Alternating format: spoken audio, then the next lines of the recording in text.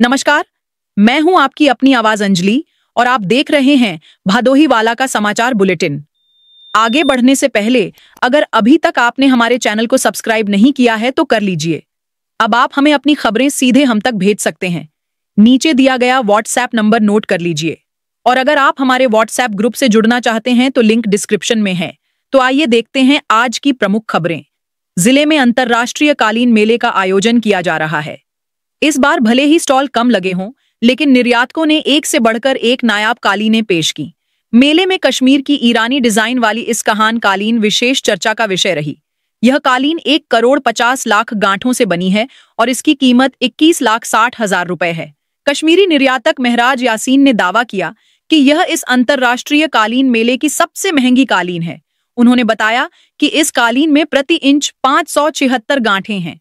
12 by 18 feet की यह कालीन रूसी खरीदारों को खूब आकर्षित करती है।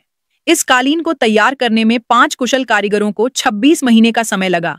यह शुद्ध सिल्क से बनी है और इसकी डिजाइन ईरान के इस्कहान शहर से ली गई है, जिसके कारण इसका नाम इस्कहान पड़ा। महराज यासीन ने बताया कि इस तरह की कालीनें अब तैयार करना एक बड़ी चुनौती बन गई है, क्योंकि कुशल बुनकरों की संख्या लगातार कम हो रही है। ऐसी कालीनों को बनाने के लिए 5 ऐसे बुनकरों की तलाश करनी पड़ती है जो एक ही स्थान पर लगातार 5 महीने तक काम कर सकें। यह एक रूसी आकार की कालीन है। इसी स्टॉल पर कश्मीरी बुनकरों की कुशल कारीगरी का एक और उदाहरण देखने को मिला। यह एक अन्य ईरानी डिजाइन की कश्मीरी कालीन थी जो 6 बाई 4 फीट की थी। इसमें लगभग 60 तरह के पशु पक्षियों के चित्र इतनी बारीकी से उकेरे गए थे कि वे सजीव प्रतीत होते थे। महराज यासीन ने बताया कि इसकी बुनाई आम कारीगरों के बस की बात नहीं है। कोई अनुभवी कारीगर अपनी विदाई के तौर पर ऐसी कालीन तैयार करता है ताकि लोग उसे याद रखें। इसे 2 कुशल कारीगरों ने 9 महीने में बुना था। बुलेटिन की दूसरी खबर में बात उस युवती की जिसने पूरे जिले का मान बढ़ाया है। ज्ञानपुर के सरपताहा स्थित गोयल गली की निवासी प्रिंसी शुक्ला, जो महेंद्र नाथ शुक्ला की बेटी हैं, ने टेक्सटाइल इंजीनियरिंग के क्षेत्र में उपलब्धि हासिल की है। प्रिंसी ने अपनी शुरुआती पढ़ाई ज्ञानपुर के एक कॉन्वेंट स्कूल से पूरी की। इसके बाद उन्होंने भारतीय कालीन प्रौद्योगिकी संस्थान IICT भदोही से B.Tech की डिग्री 88% शानदार अंकों के साथ हासिल की। अपनी इसी उत्कृष्टता के दम पर प्रिंसी को जर्मनी के सबसे प्रतिष्ठित और यूरोप के नंबर 1 टेक्सटाइल विश्वविद्यालय में M.Tech पाठ्यक्रम के लिए प्रवेश का सुनहरा अवसर मिला है। उन्होंने इस दाखिले के लिए जरूरी सभी बाधाओं को पार किया, जिनमें ऑल इंडिया एग्जाम, जर्मन सरकार की परीक्षा और जर्मन भाषा परीक्षा शामिल हैं। यह गौरवपूर्ण उपलब्धि हासिल करने के बाद प्रिंसी शुक्ला शनिवार 12 अक्टूबर को दोपहर 1:30 पर दिल्ली से जर्मनी के लिए रवाना हो गईं। उनकी इस सफलता से उनके परिवार, रिश्तेदारों और पूरे क्षेत्र में खुशी का माहौल है। 6 भाई बहनों में सबसे छोटी प्रिंसी हमेशा से ही पढ़ाई में अव्वल रही हैं। सुरियावा क्षेत्र के एक गांव में 8 साल की बच्ची के साथ दुष्कर्म के आरोपी राजकमल चौहान उर्फ करिया के खिलाफ पुलिस ने राष्ट्रीय सुरक्षा अधिनियम रासुका लगाया है। जिले में दूसरी बार किसी आरोपी पर NSA की कार्रवाई हुई है। आरोपी के जघन्य अपराध को देखते हुए रासुका की कार्रवाई की गई है। 11 जुलाई 2025 को सुरियावा कोतवाली क्षेत्र के एक गांव में अपनी दादी के साथ घर के बाहर मढ़े में सोई 8 साल की बच्ची को जौनपुर के कूसा गांव निवासी राजकमल चौहान उर्फ करिया नशे की हालत में उठा ले गया। जौनपुर सीमा के पास मासूम के साथ दुष्कर्म किया। आरोपी ने मासूम के साथ इस तरह दरिंदगी की थी कि उसके शरीर पर घाव हो गए। वह खून से लथपथ नग्न अवस्था में पड़ी थी। उसे BHU भेजा गया, जहां उसकी स्थिति गंभीर थी। बच्ची के मेडिकल परीक्षण के बाद दुष्कर्म की पुष्टि हुई। पुलिस ने 12 घंटे के प्रयास के बाद आरोपी राजकमल चौहान उर्फ करिया निवासी कूसा जौनपुर को मुठभेड़ में गिरफ्तार किया था। पुलिस ने उसके कब्जे से एक अवैध तमंचा और कारतूस बरामद किया था। आरोपी के जघन्य अपराध को देखते हुए जिलाधिकारी शैलेश कुमार की संस्तुति पर एसपी अभिमन्यु मांगलिक ने आरोपी के खिलाफ रासुका की कार्रवाई की। एसपी अभिमन्यु मांगलिक ने बताया कि आरोपी ने मासूम बच्ची के साथ दुष्कर्म कर लोक व्यवस्था को चोट पहुंचाने का प्रयास किया है। रासुका राष्ट्रीय सुरक्षा, लोक व्यवस्था को बिगाड़ने और सरकारी व्यवस्थाओं को चोट पहुंचाने के मामले में लगाया जाता है। इससे पहले 2020 में ऊंच थाना क्षेत्र में नौकरी के एक मामले में रासुका की कार्रवाई की गई थी। जिले में रासुका की यह दूसरी कार्रवाई है। वाराणसी जिले के कपसेठी थाना क्षेत्र के कमलहा बेलवा निवासी मोबाइल चोर राजकुमार यादव 30 सितंबर को चौरी थाने से पुलिस हिरासत से फरार हो गया था। पुलिस ने शुरुआत में इसे मारपीट का मामला बताया था, लेकिन आरोपी पेशाब करने के बहाने बाहर निकला और मौका पाकर भाग गया। राजकुमार यादव के फरार होने के बाद चौरी पुलिस ने उसकी तलाश में उसके रिश्तेदारों और माता पिता को हिरासत में लिया था। हालांकि आरोपी के बारे में कोई जानकारी न मिलने पर उन्हें छोड़ दिया गया। इस लापरवाही के चलते पुलिस अधीक्षक अभिमन्यु मांगलिक ने चौरी थाना प्रभारी रमेश कुमार सहित कुछ पुलिस कर्मियों को निलंबित कर दिया। इस घटना को लेकर क्षेत्र में पुलिस की कार्यप्रणाली पर सवाल उठ रहे हैं और यह चर्चा का विषय बनी हुई है। फरार मोबाइल चोर राजकुमार यादव अभी भी पुलिस की गिरफ्त से बाहर है। चौरी थानाध्यक्ष राजेश प्रताप सिंह ने बताया है कि पुलिस टीम उसकी तलाश में जुटी हुई है और जल्द ही आरोपी को गिरफ्तार कर लिया जाएगा। उन्होंने शातिर लोगों पर नजर रखने की बात कही। क्षेत्र में ऐसी भी चर्चा है कि इस प्रकार की घटनाएं पहले भी हो चुकी हैं, जिससे पुलिस की कार्यप्रणाली पर सवाल उठते रहे हैं। ज्ञानपुर कोतवाली क्षेत्र के अचवर गांव में रविवार को संदिग्ध हाल में एक विवाहिता की मौत हो गई। मायके वालों ने ससुराल वालों पर जहर देकर मारने का आरोप लगाते हुए तहरीर दी। पुलिस ने शव को पोस्टमार्टम के लिए भेज दिया। मिर्जापुर के डेंगुरपट्टी निवासी रामदेव गुप्ता ने अपनी बेटी 23 वर्षीय रीता गुप्ता की शादी अचवर गांव निवासी संतोष गुप्ता के साथ की थी। रविवार को दोपहर में रीता की तबीयत अचानक खराब हो गई। परिजन उसे जिला अस्पताल लेकर आए। वहां हालत चिंताजनक होने पर चिकित्सकों ने रेफर कर दिया। भदोही के एक निजी अस्पताल ले जाने पर डॉक्टरों ने मृत घोषित कर दिया। विवाहिता के पिता रामदेव गुप्ता ने कोतवाली में तहरीर देकर जहर देकर मारने का आरोप लगाया। बताया कि 20 अप्रैल 2024 को अपनी बेटी की शादी संतोष गुप्ता पुत्र सुमेर गुप्ता के साथ की थी। उसकी बेटी को शादी के बाद से ही लगातार दहेज के लिए परेशान किया जाता था। रविवार को अचानक सूचना दी गई कि आपकी बेटी की मौत हो गई। प्रभारी निरीक्षक मनोज कुमार ने कहा कि जहरीले पदार्थ के सेवन से मौत हुई है। शव को पोस्टमार्टम के लिए भेजा गया है। ज्ञानपुर गोपीगंज मार्ग पर थानीपुर गांव के समीप रविवार को दोपहर में ईंट लदे ट्रैक्टर की कार से टक्कर हो गई। इसमें जौनपुर दीवानी न्यायालय के स्थायी लोक अदालत के अध्यक्ष लालचंद गुप्ता समेत 4 लोग घायल हो गए। सभी गोपीगंज में एक रिश्तेदार के यहां जा रहे थे। घायलों को निजी अस्पताल में भर्ती कराया गया है। रिटायर्ड जज एवं जौनपुर दीवानी न्यायालय के स्थानीय लोक अदालत के अध्यक्ष लालचंद गुप्ता अपनी परिवार के साथ गोपीगंज में डॉक्टर शीतल गुप्ता के यहां किसी कार्यक्रम में शामिल होने परिवार के साथ जा रहे थे। थानीपुर के पास सामने से आए ईंट लदे ट्रैक्टर ने कार में टक्कर मार दी।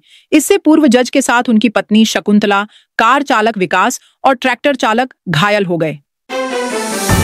केंद्र एवं प्रदेश सरकार की ओर से श्री अन्न मिलेट्स को बढ़ावा देने के लिए चलाए जा रहे कार्यक्रम के तहत मिलेट्स एवं आत्मा योजनांतर्गत अंतर्राज्यीय अध्ययन एवं भ्रमण कार्यक्रम के कृषि की नवीनतम तकनीक सीखने के लिए जिले के 68 किसान रविवार को उत्तराखंड के लिए रवाना किए गए, जो गोविंद बल्लभ पंत कृषि एवं प्रौद्योगिकीय विश्वविद्यालय पंतनगर उत्तराखंड सहित अन्य स्थानों का भ्रमण कर खेती के तकनीक की जानकारी लेंगे।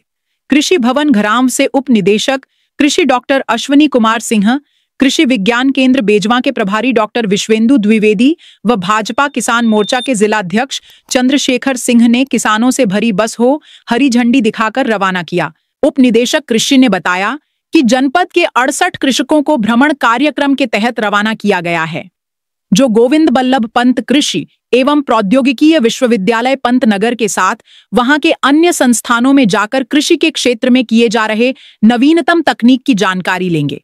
लौटने के बाद जनपद में आयोजित होने वाले किसान गोष्ठियों, प्रदर्शनी व मेलों में साझा करके मिलेट्स का प्रचार प्रसार करेंगे। बताया कि जिले में वर्तमान वर्ष में मिलेटस कार्यक्रम वर्तमान चल रहा है।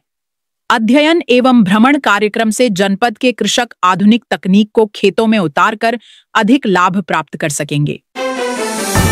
कचरा प्रबंधन की उत्तम व्यवस्था करने के लिए भदोही के पिपरिस गांव में सॉलिड वेस्ट मैनेजमेंट प्लांट का निर्माण कराया जा रहा है। प्लांट की 4 दीवारी का निर्माण कार्य 2 करोड़ की लागत से पूरा होगा। पहले इसकी लागत 39 लाख रुपए थी, जिसे अब 2 करोड़ कर दिया गया है। निर्माण कार्य भदोही नगर पालिका अपनी निधि से कराएगी। भदोही नगर में कुल 28 वार्ड हैं। इनमें करीब 1.25 लाख की आबादी निवास करती है। भदोही नगर से रोजाना 5 से 7 टन गीला सूखा कचरा निकलता है। इसके निस्तारण के लिए पिपरिस गांव में 6 हेक्टेयर भूमि में 5 करोड़ की लागत से सॉलिड वेस्ट मैनेजमेंट प्लांट का निर्माण कराया जा रहा है। नगर के पूरे कचरे को अब यहां पर रिसाइकिल किया जाएगा। कचरे से होने वाली आमदनी से नगर का विकास कार्य किया जाएगा। भदोही की कालीन एक्सपो मार्ट में 4 दिवसीय अंतर्राष्ट्रीय मेले का शुभारंभ हो चुका है। शनिवार को आए मुख्यमंत्री योगी आदित्यनाथ ने मेले का शुभारंभ कर दिया, तो इसी के साथ आरोप प्रत्यारोप का सिलसिला भी जोर पकड़ चुका है। किसी जनप्रतिनिधि को मेले में आमंत्रित न किए जाने का दर्द साल रहा है, तो किसी को मुख्यमंत्री से न मिलने देने का मलाल है। स्वदेशी जागरण मंच की जिलाध्यक्ष एवं स्वदेशी मेला जिला प्रभारी रूपाली जायसवाल ने आरोप लगाया कि कालीन मेले में कारपेट व्यवसाय से जुड़े प्रमुख व्यवसायियों को उपस्थित होने के लिए पास जारी किए गए थे। वह स्वयं एक एक्सपोर्ट कंपनी की प्रतिनिधित्व कर रही थीं, जिसके लिए सीईपीसी द्वारा उन्हें वहां शामिल होने का पास भी जारी किया गया था। सीएम से मिलने के लिए जिला प्रशासन सीईपीसी के अध्यक्ष से ईमेल के जरिए समय मांगा था। बावजूद इसके स्थानीय कुछ नेताओं के इशारे पर उन्हें सीएम से नहीं मिलने दिया गया। भदोही ब्लॉक के पूर्व ब्लॉक प्रमुख व मौजूदा ब्लॉक प्रमुख प्रियंका सिंह के पति भाजपा नेता प्रशांत सिंह ने मेले में आमंत्रित न किए जाने पर असंतोष जताया है। शहरी क्षेत्र के विकास को लेकर शासन गंभीर है। मुख्यमंत्री नगरीय योजना, नगर सृजन योजना सहित विभिन्न योजनाओं के माध्यम से नगर निकायों को धन उपलब्ध कराया जा रहा है। इस क्रम में पंडित दीनदयाल आदर्श नगर पंचायत योजना में शामिल भदोही नगर पालिका परिषद की ओर से प्रेषित 4.96 करोड़ के डीपीआर को स्वीकृत कर 50% धन आवंटित करने का निर्देश जारी कर दिया है। पैसा आते ही शहर में विकास कार्यों की गति तेज हो जाएगी। 60% पैसा सीसी मार्ग और नाला निर्माण में खर्च किया जाएगा, जबकि 40% धन में प्रकाश व्यवस्था, इंटरलॉकिंग सड़कों का जाल बिछाया जाएगा। साथ ही भूमिगत नालियों व नालों का निर्माण कराया जाएगा। इसी तरह मुख्यमंत्री नगरीय योजना और राज्य वित्त मद से आवंटित धन का सदुपयोग शुरू कर दिया गया है। नगरोदय योजना के तहत करीब 3 करोड़ की लागत से तालाब का सुंदरीकरण, चिल्ड्रेन पार्क, ओपन जिम का निर्माण, छठ पूजा घाट के सुंदरीकरण सहित 6 कार्य जल्द ही धरातल पर उतरने वाले हैं। सुरियावा थाना क्षेत्र के अभोली बाजार स्थित एक निजी अस्पताल में इंजेक्शन लगते ही बालक की तबीयत बिगड़ गई। आनन फानन में इलाज को दूसरे अस्पताल ले जाते समय जान चली गई। थाना क्षेत्र के ग्वाली गांव निवासी 12 वर्षीय नीलेश पुत्र बसंत लाल को बुखार की शिकायत थी। परिवार के लोग रविवार को अभोली बाजार स्थित एक निजी अस्पताल ले गए, जहां पर डॉक्टर ने जैसे ही इंजेक्शन लगाया, बालक दर्द से कराहने लगा। पूरे शरीर में छटपटाहट जोर से होने लगी। हालत बिगड़ता देख अस्पताल संचालक ने दूसरे जगह इलाज के लिए परिजनों को भेज दिया। रास्ते में ही बालक की मौत हो गई। मौके बाद आक्रोशित स्वजनों ने अस्पताल पर हंगामा किया। मामले से लोगों ने पुलिस को अवगत कराया। आरोप था कि प्रकरण में कार्रवाई करने की बजाय पुलिस समझौता कराने पर दबाव बना रही थी। उधर प्रभारी निरीक्षक अजीत कुमार श्रीवास्तव ने घटना की जानकारी से इनकार किया। ओयराई थाना क्षेत्र के चकापुर घाटमपुर निवासी 23 वर्षीय सुशील यादव नामक युवक ने रविवार को सूरत में फांसी लगा दी। शाम को जानकारी के बाद स्वजन मौके पर कोहराम मच गया। शव लेने के लिए परिवार के लोग गुजरात रवाना हो गए हैं। रामदुलार यादव के बेटे सुशील कुमार परिवार की माली हालत ठीक न होने पर गुजरात में रहकर ट्रेलर चलाता था। वहां पर युवक ट्रेलर पर क्लीनर था। परिजन ने बताया कि रविवार की दोपहर में उसने फांसी लगाकर आत्महत्या कर ली। इस बीच शाम को इसकी सूचना स्थानीय पुलिस को दी गई। सूरत पुलिस ने महाराजगंज चौकी को जानकारी दी। जिला पंचायत कार्यालय सभागार में रविवार को विकसित उत्तर प्रदेश 2047 अभियान के तहत जागरूकता संगोष्ठी का आयोजन हुआ। इसमें जिला पंचायत अध्यक्ष अनिरुद्ध त्रिपाठी, सीडीओ बाल गोविंद शुक्ल एवं डीडीओ ज्ञानपुर प्रकाश ने शासन स्तर से संचालित योजनाओं पर चर्चा करते हुए पात्रों को लाभान्वित करने पर बल दी। इस दौरान जिपम अध्यक्ष ने कहा कि देश और प्रदेश में विकास कार्य तीव्र वेग से चल रहा है। विकसित उत्तर प्रदेश 2047 में अपना क्यूआर कोड स्कैन कर लोग अपना सुझाव दे सकते हैं। विकसित भारत के स्वप्न को साकार करने को विकसित उत्तर प्रदेश का संकल्प जरूरी है। विजन डॉक्यूमेंट 2047 जनभागीदारी से ही निर्माण होगा। विकसित भारत, विकसित उत्तर प्रदेश का सपना केवल सरकार का ही नहीं, बल्कि पूरे उत्तर प्रदेश का साझा लक्ष्य है। जिला वॉलीबॉल संघ डीवीए के तत्वावधान में सत्र 2025 से 26 की प्रथम सीतामढ़ी वॉलीबॉल टेस्ट लीग का खिताब एनवाईएस ऊंज ने जीत लिया है। यह प्रतियोगिता मान जानकी क्लब के सौजन्य से लवकुश इंटरमीडिएट कॉलेज सीतामढ़ी के मैदान पर संपन्न हुई। प्रतियोगिता का शुभारंभ लवकुश इंटर कॉलेज सीतामढ़ी के प्रबंधक द्वारा फीता काटकर किया गया। प्रतियोगिता में कुल 13 टीमों ने हिस्सा लिया, जिनमें ऊंज, अभोली, सीतामढ़ी, ज्ञानपुर और इटहरा प्रमुख थीं। उद्घाटन मैच मिनी स्टेडियम चकमंधाता और इटहरा के बीच खेला गया, जिसमें इटहरा ने 26-24 के अंतर से जीत दर्ज की। सेमीफाइनल मुकाबलों में एनवाई सेकंड ऊंज ने अभोली को 25-21 और 25-20 से हराया, जबकि दूसरे सेमीफाइनल में सीतामढ़ी ने ज्ञानपुर को 15-12 और 15-11 से पराजित कर फाइनल में प्रवेश किया। फाइनल मुकाबले में एनवाईएस ऊंज ने सीतामढ़ी को 25-20 और 25-23 के स्कोर से हराकर ट्रॉफी अपने नाम की। भिद्यूरा मंडल न्याय पंचायत का संघ शताब्दी वर्ष विजयादशमी उत्सव पथ संचलन चित्रांगन लॉन ज्ञानपुर से प्रारंभ होकर भिद्यूरा चित्रकूट अखंड आश्रम पर समापन हुआ। कार्यक्रम में विभाग बौद्धिक शिक्षण प्रमुख अजय शंकर जी का पाठ्य प्राप्त हुआ, जिसमें उन्होंने संघ के 3 काल उपेक्षा विरोध सहभाग को बताते हुए संघ द्वारा शताब्दी वर्ष में किए जाने वाले कार्यक्रमों को विस्तार से बताया। कार्यक्रम में अध्यक्षता शेष नारायण पाठक जी ने किया। कार्यक्रम में हितेश जिला शारीरिक शिक्षण प्रमुख, विनीत जिला व्यवस्था प्रमुख, अशोक जिला कार्यकारिणी सदस्य, सह खंड संघचालक अरुण, नगर संघचालक मनीष, शिवाजी, रत्नाकर, प्रतीक, अश्वनी, धर्मेंद्र, प्रवीण, गोपाल, प्रीतम, सोनू, कमलेश, जयप्रकाश समेत सैकड़ों की संख्या में स्वयं सेवक उपस्थित हुए। आज के बुलेटिन में इतना।